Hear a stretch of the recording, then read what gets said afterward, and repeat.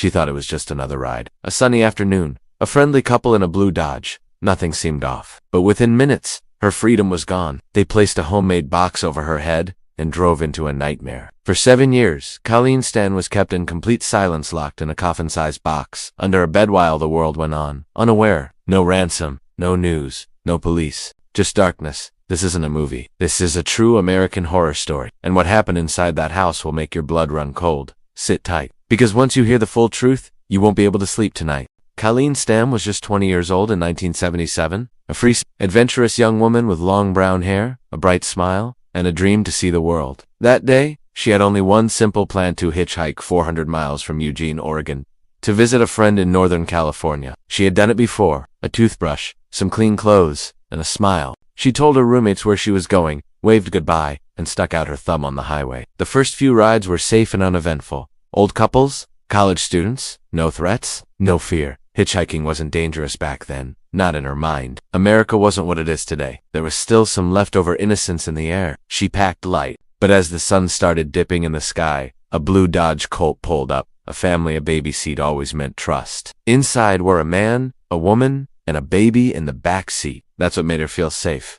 The man introduced himself as Cameron. His wife's name was Janice. Before Colleen could react, he forced it over her head and locked it shut. They said they were heading south, and they'd be happy to give her a lift. No sound, no air, just panic. They talked about music, the road, the weather. Janice even asked her if she liked babies. She screamed, but there was no one around. They were deep in the woods now. When she went to the bathroom, something inside her said, "Don't go back." Something isn't right, but she did go back, because she didn't want to seem rude. She didn't want to overreact. But Colleen said later that something felt off just a bit. Cameron kept looking in the rearview mirror, studying her face. Not like a normal glance, more like he was measuring her. Colleen smiled. She got in. What she didn't know was that she had just stepped into the hands of a man who would become one of America's most disturbing psychological predators. The first 20 minutes were normal. Colleen didn't question it. Then, they stopped for gas. It was here just for a second that Colleen thought about running. That decision changed her life forever. 10 minutes after they got back on the road,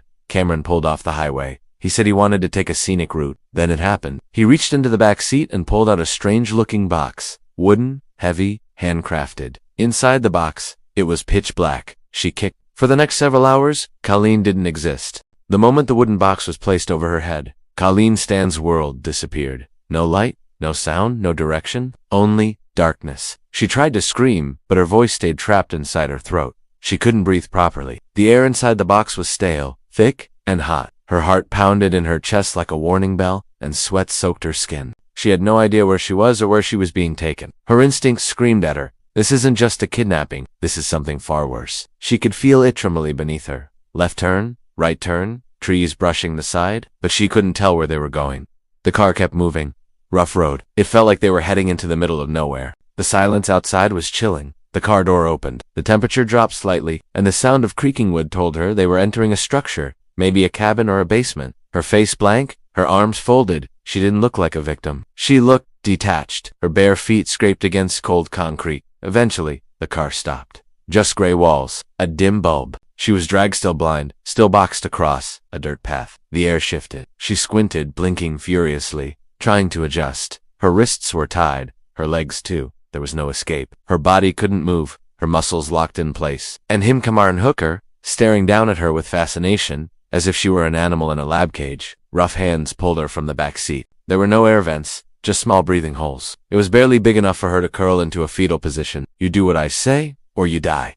Suddenly, she was thrown to the ground. Forgotten. She could hear voices muffled, low, male, and female. Then silence again. The box was removed. Light flooded her eyes, and it felt like knives stabbing into her. The symbolism wasn't lost on her. She was literally beneath them, less than human. Janice stood behind them. No windows, no human contact except Cameron and Janice. Food was minimal. Cameron finally spoke. There was a bucket in the corner for bathroom use. You are mine now. Sometimes he spoke gently. Other times, he shouted or beat her. He created a system of rewards and punishments. And sometimes, she watched with emotionless eyes as her husband humiliated the girl in the box. If she obeyed perfectly, she could sit upright for 10 minutes. If she failed, she was starved or tortured. But over time, she realized something far more disturbing. No yelling, no anger, just calm, cold domination. No clocks, no phones, no visitors. If she disobeyed, or tried to escape, they would torture and kill her family. No proof he was lying. Colleen didn't respond. She couldn't. Her voice had vanished. She couldn't scream anymore. Her body had stopped trying. She wasn't chained. She wasn't crying. She bathed Colleen, fed her, dressed her, a contract. For the next few hours, or maybe days, she couldn't tell time, Colleen was kept in that small room. But the most terrifying part wasn't the room. It was the box. She had no contact with the outside world. Cameron had built it himself, coffin-sized wooden container lined with foam. He made her live inside that box, 23 hours a day. Only released for an hour, sometimes less, to eat, clean, or be trained. It sat under their bed, hidden in plain sight. They monitored him. They watched her. Yes, while Cameron and Janice slept on top, Colleen was locked beneath them in a wooden prison. Cameron didn't just want control over her body. He wanted her mind. He began what he called her training. Every time he opened the box, it was unpredictable. Janice helped. At first, Colleen thought Janice might help her. She was a woman. Surely, she would understand. Janice wasn't just a bystander. She was part of it. As days turned into weeks, and weeks into months, Colleen began to forget who she was. Her voice became unfamiliar. Her own thoughts felt distant. She no longer hoped for rescue. She no longer waited for a mistake. She began to believe she deserved the box. That's when Cameron introduced the company. One evening, he came down into the basement holding papers. "You're not just mine anymore," he said. "You belong to the company." Colleen blinked, confused. Cameron explained that he was part of a powerful, underground organization that bought and sold slaves. Colleen froze. This was the final nail. This was what broke her. She believed him. In her isolated, broken state, she had no reason not to. Cameron made her sign the contract, and with that signature, her identity disappeared. She was now K.A. Cameron put a metal collar around her neck, one with a tag that read, "Property of Cameron Hooker." It was now official. She slept in the box, ate in chains, obeyed commands without question, feared a secret company that didn't even exist. But to her it was all real. And outside, the world had no idea.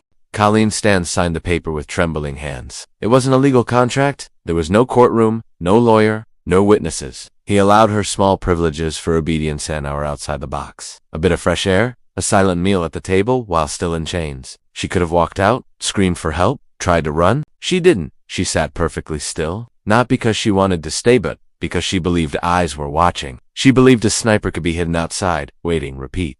There were no clocks, no windows, no idea of time. Her voice began to disappear. Her thoughts slowed. She forgot her own birthday, her own past. For now, she was locked away both, in body and in mind. A living ghost, trapped under a bed, for 23 hours a day, breathing through holes, dreaming of silence, and believing that escape meant death. She couldn't remember what her parents' house smelled like. She couldn't even cry anymore. Her mind was protecting itself by erasing who she used to be. She was no longer a prisoner. She was an object, a thing, a role in someone else's fantasy. She believed any act of defiance would have consequences far worse than death. To him, she wasn't broken, she was perfected. She didn't scream, she didn't resist. The control was complete. She was broken, fully.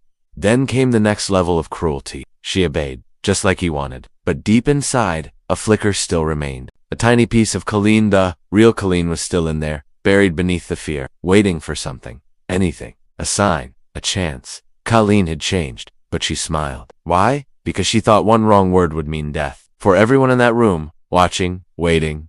And so, she acted like everything was fine. She hugged them. She answered their questions calmly. She was thinner, quieter. She justified it. She stayed. And that made her not just a bystander but an accomplice.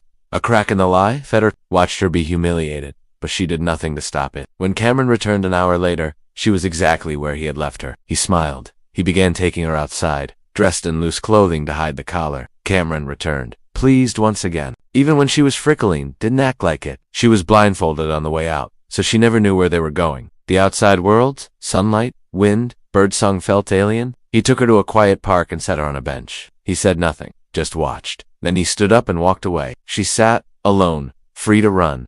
But she didn't. Her legs were frozen. Not by chains but by fear. Colleen followed commands. He left her unchained in the basement with the door unlocked. She addressed him as master. Yes, after years of captivity, she was brought home to her parents. He started calling her Kay. She was no longer allowed to use her own name. Cameron told him she was his girlfriend. He said she had been traveling, living in communes, disconnected from the modern world. Clean. Returned to the box. Her mother noticed something was off. Her eyes seemed distant. She never said a word about being kidnapped. She believed the company would be listening. When she left that day, her family was confused but not alarmed enough to call the police. That was the genius of Cameron's psychological trap. She was forbidden from speaking without permission, forbidden from making eye contact, forbidden from even breathing too loudly, She bathed Colleen. Janice had made a deal of her own. If she let Cameron keep a sex slave, maybe he would stop abusing her, so she allowed it. He fitted a metal collar around her neck, engraved with the words "Property of Cameron Hooker." This wasn't just for symbolism, it was for ownership, for complete domination. She was trained to clean the house naked, to stand in a corner for hours, to respond to a click or a gesture without hesitation. She was no longer resisting because she thought resistance would lead to the murder of her family. But in her mind, it was final. The moment she put her name on that paper, she stopped being Colleen. She became a possession. The document was titled Slave Contract, and it claimed that she was now the property of Cameron Hooker and a shadowy organization called the Company. Cameron told her the company was real, powerful, and everywhere. He said they were watching her, watching him. They dealt in human slavery and had rules, punishments, and if she tried to escape or spoke the truth to anyone, the company would kill her family. Her mother, her father, her sisters dead? She believed it. After months of isolation, torture, and darkness, Colleen had no reason to doubt anything Cameron said. He showed her envelopes with strange seals, cassette tapes of company communications, even fake dossiers and agent names. He wove a complete illusion, and in her broken state, it became her reality. That belief bound her more tightly than any rope. It was total psychological imprisonment. Cameron no longer needed to force her into the box. She obeyed without protest. One day, Cameron tested her loyalty. He even took her to visit her family. Meanwhile, Janice, Cameron's wife, stood silently in the background of this entire horror. Colleen's life became routine. Wake up inside the box, wait for the latch to open, respond to commands. And Cameron was proud of his creation. But that would come later. For most people, a bed is a place of comfort, safety, and rest.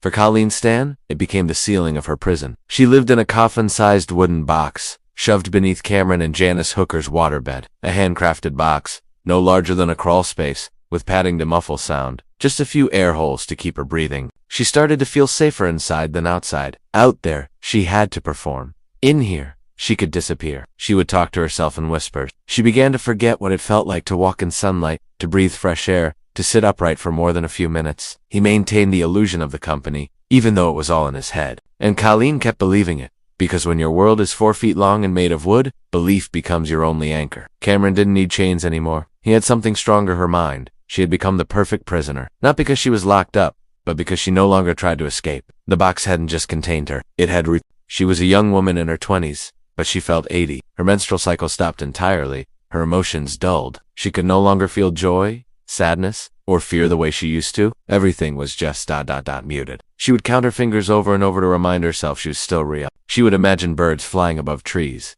even though she hadn't seen a bird in years. Sometimes, she hallucinated voices, calling her name, but no one ever came. The worst moments were when Cameron would open the box and smile down at her, as if she were a pet waiting for attention. He would whisper things like, "You're doing so well," or "You belong to me completely now." And Colleen would nod, because what else could she do? She was folded into it every day, curled in a fetal position, motionless, for up to 23 hours. The box sat under their bed while they slept on top of it. They watched television, they made love, they had dinner, while beneath them, Colleen's body ached in silence, her mind drifting deeper into detachment. The darkness in the box was absolute. She couldn't see her hands even if she brought them to her face.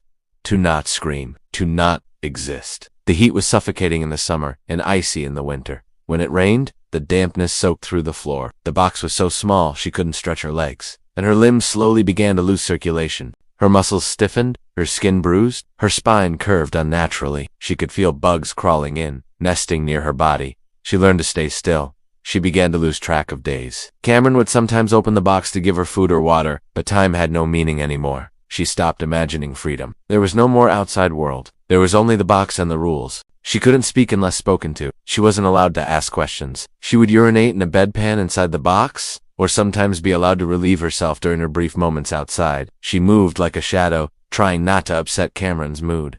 The absence of human contact began to unravel her sanity. He gave her books to read about slavery and obedience. He told her these were her sacred texts now. She was a slave in service to a master. He repeated it until she no longer questioned it, and slowly, her inner voice began to fade. She stopped dreaming of escape, and every day, that deal was played out over and over. She came to believe she didn't deserve anything more. It became a part of her, a second skin, a womb of pain. When she was released for that brief hour each day, if she earned it, she would be used for chores or training. He continued to refer to her as property. He updated the contract. She was ordered to stand in painful positions for hours, to do housework completely naked, to obey every command without question. She never raised her voice. She never protested. Every mistake meant punishment. Sometimes he would beat her. Other times he would just ignore her completely, locking her away for days without a word. That silence was worse than the violence. Even Janice, the only other woman in the house, never showed sympathy. Janice would bring her food or clean her, but she looked at Colleen like a rival, a threat, or worse, nothing at all. Colleen had hoped, in the beginning, that Janice would be the one to help her escape. But now she realized Janice was just another tool in Cameron's delusion. She had made her own deal sacrifice another woman's body to save her own. Eventually, the box became more than just a container. Her body began to deteriorate.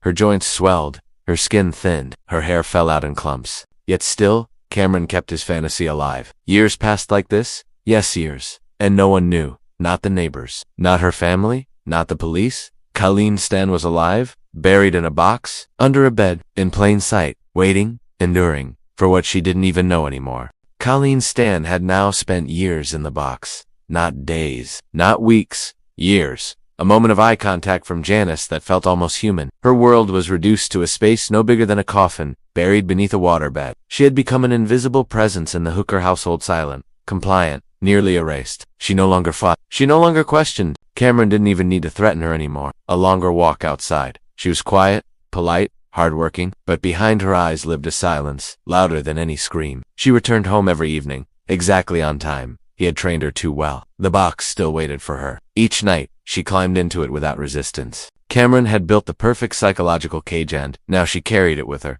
wherever she went. These small things gave her just enough strength to keep going. He begged, pleaded, promised he would change. But Janice had already made up her mind. She didn't plan escape. She didn't dare imagine freedom. A girl who was so brainwashed, so mentally broken, that she couldn't even ask for help. He laughed at first, told her she was overreacting. Looking for signs, something to tell her that redemption was still possible, that she hadn't crossed the line forever. But she wasn't bluffing. She threatened to leave. And for the first time, Cameron panicked. Janice had always been his enabler, his shield, his silent partner. Still obeyed, still lived in fear. But outside her prison, the first crack had formed. If she left, the illusion would collapse. She began reading the Bible. Outside, in the public, it sounded insane, even to her. But she was trained. She would follow orders quietly, patiently, as if sensing that someday something would shift. No revealing details. Deeply. No eye contact. Seasons changed, but she didn't see them. Birthdays passed, but she didn't count them. And always return home. She would save herself, and she would save Colleen. Not because she was a hero, but because she had finally remembered what being human felt like. She had watched too much, and that realization shattered whatever was left of Janice's conscience. She had gone along with it for too long. And for the first time, she began to admit the truth. Colleen wasn't a threat. She wasn't the reason her marriage had failed. She was the victim of something demonic. Janice started going to church again, praying, but she waited. One day, Cameron told Colleen she would be allowed to get a job. She still slept in the box. And cracks, given enough pressure, always spread. Yes, a real job. Folded towels. Smiled at guests. No one suspected anything. She believed the company would still be watching, even in public. So she said yes. Cameron gave her permission to leave the house each day, walk to work, interact with strangers but with rules. She told him she was done. No more games, no more slaves, no more lies. No questions. If she disobeyed, the company would destroy her family. She believed that. Her sense of time was gone. He wasn't satisfied with one broken soul. He wanted more. He wanted a system, a network of obedience. The only constants were darkness, silence, and obedience. But something was beginning to shift, not in Colleen, but in Janice. For years, Janice had been complicit. She had convinced herself that letting Cameron have a slave would stop him from abusing her. It was her twisted survival deal, another woman's body for her own safety. But over time, that lie began to crack. Janice watched as Colleen wasted away. She watched her suffer in ways too horrific to rationalize. She had told herself Colleen was just a role, a slave, a character in Cameron's fantasy. But Colleen's silence, her discipline, her total surrender, it began to haunt Janice in her sleep. She started seeing Colleen in her dreams. Not as a rival, not as an object, but as a person. A girl who looked more and more like a ghost. Cameron, meanwhile, became bolder. He began talking about taking a second slave. He wanted to build a bigger structure, something underground, with chains, compartments, long-term functionality. He had drawings, plans. He was designing a dungeon. Janice listened to his fantasies and felt her stomach twist. This wasn't control anymore. This was madness. He believed he was becoming a master builder of pain. That realization terrified her. Not because she feared for herself, but because she began to understand something horrible. She had helped create a monster, and the next victim might not survive as long as Colleen. Colleen, despite everything, still held on to tiny sparks of hope. They were rare, fleeting, but they existed. A warm dish. She started working at a local motel. She cleaned rooms. But Janice saw it differently. She saw a girl who had the chance to escape and didn't. Then one night, Janice confronted Cameron. Colleen had no idea that her world was about to change. Colleen Stan had no reason to believe anything in her world would ever change. She still entered the box every night without being told. She still cleaned the hooker's home during the day, performed chores, followed commands, and worked her motel job with robotic obedience. Even in the daylight, even surrounded by people, she was still a prisoner, because the prison was now inside her. The fear of the company still loomed over her like a shadow. It guided her every thought, every step, every word she didn't say. Freedom wasn't even a dream anymore. It had become a myth. But outside her knowledge, a storm was quietly forming. Janice Hooker, the woman who had once been her silent jailer, was now wrestling with guilt that had become unbearable. Janice's conscience had been eroding for months. Watching Colleen return home every day on time, without fail, never asking for help made her see the extent of the damage Cameron had done. This wasn't just control. It was psychological obliteration. She had allowed it. She had helped build it. But now, she wanted out. Janice began asking Cameron deeper questions. She stopped obeying his demands. She withdrew emotionally, spiritually, physically, and finally, one day, she delivered an ultimatum. She said she was leaving him and she was taking their children. Cameron, who had always viewed Janice as submissive and compliant, was blindsided. He pleaded, he cried, but she didn't budge. He offered to release Colleen as a way to make things right, to save their marriage. He told Janice that he could let her go and they could start over, but Janice wasn't interested in more manipulation. She didn't want promises. She wanted truth. What Janice did next would become one of the most surreal moments in Colleen Stan's 7-year nightmare. She approached Colleen alone gently, without Cameron. For the first time, she spoke to her as a fellow human being. And then she said the words Colleen had stopped expecting to hear years ago. "There is no company." Colleen froze. At first she thought it was a trick, a test, a setup. Janice repeated it, calmly but firmly. "It's all a lie. The company isn't real. They don't exist. They never did." Those words didn't sink in immediately. They floated in Colleen's brain like static. How could it be possible? The fear that had ruled her life, that had shaped every decision, was fake. Janice explained more. She told Colleen how Cameron had fabricated the whole story, created the contracts, the tapes, the threats to keep her controlled. He had never been under surveillance. No agents were watching. No one would come for her family. It was all part of Cameron's sick fantasy. The truth shattered something inside Colleen.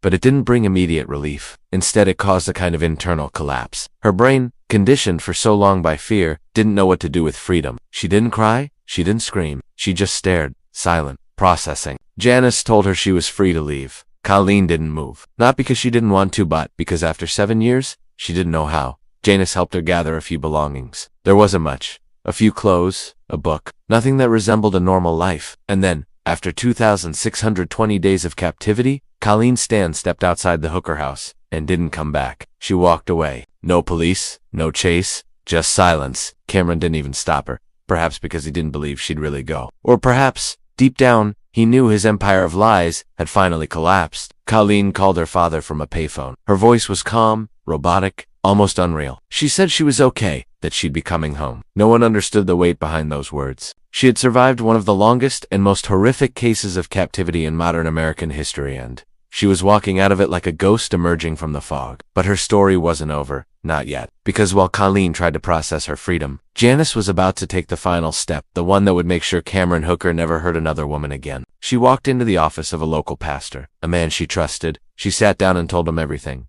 The box, the chains, the company, the fake contracts, the 7 years of silence. The pastor was horrified. He urged her to go to the police. Janice agreed. Days later, Cameron Hooker was arrested. When police arrived at the Hooker residence, they found the box. The same box Colleen had slept in. It was real. It was horrifying. They found the slave contracts, the diagrams, the materials for building new devices, proof of his long-term intentions. It wasn't just the past that was evil. The future would have been worse. Authorities realized Colleen had been conditioned so thoroughly, so completely, that she could have disappeared without anyone ever knowing the full story. If Janice hadn't broken, Colleen might still be in that box. Or worse, buried in the ground. The news broke quickly. Reporters couldn't believe the scale. Neighbors were shocked. Her family was devastated. And Colleen, she didn't rush into interviews or make dramatic public statements. She went home, quietly, a survivor of something most people couldn't even imagine. She had lost 7 years of her life, her youth, her identity, her voice, but she had walked out alive. Not because someone stormed in to save her. Not because of a daring escape, but because one person finally told the truth.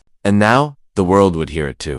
Cameron Hooker sat in the courtroom, his hands cuffed, his face unreadable. The man who had once built an empire of fear in the shadows now found himself exposed to the harsh light of justice. The box, the contracts, the plans for more slaves, everything had been recovered. Evidence wasn't the issue. The challenge now was to help the world understand just how deeply he had broken another human being without ever firing a bullet or leaving a mark in public view. Across the room sat Colleen Stan. For the first time, the woman once kept in silence had a voice. Her eyes didn't hold hatred or vengeance. They held something colder, clarity. She had waited years to be heard, and now, when she finally spoke, the courtroom fell completely silent. She told them everything. Not just the timeline or the physical acts. She told them about the fear, about the company, about how she had been made to believe that her family would be murdered if she ever disobeyed. She told them how she was allowed to visit her mother and say nothing, how she lived inside a coffin for years, beneath their bed, while the hookers watched TV on top of it. Her voice didn't shake, she didn't cry, she didn't dramatize. She simply told the truth, and that truth was devastating. The jury listened in disbelief. Her story sounded like something out of a psychological horror film,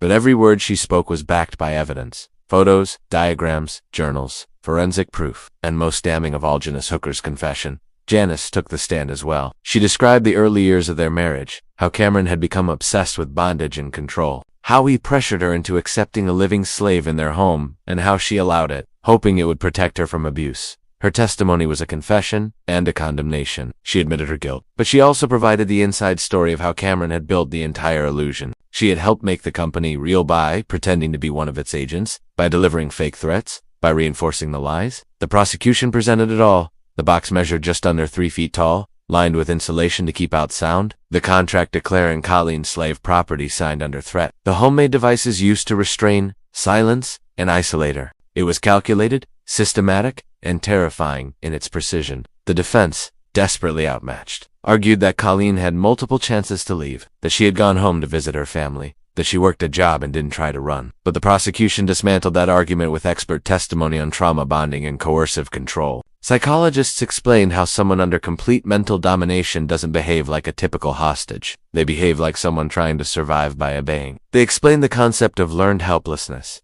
How? After repeated psychological conditioning, a person stops believing escape is possible, even when the door is open. Colleen was not weak. She was rewired. Over the course of 7 years, Cameron Hooker had taken away her ability to trust her own thoughts. He had made her a prisoner in her own mind. The jury watched her, listened to her, and slowly began to understand the true horror of her captivity. It wasn't just the box. It was the belief that the box was the safest place she could be. When closing arguments ended, the silence in the courtroom was heavy. The jurors didn't take long. After deliberation, they returned with a verdict.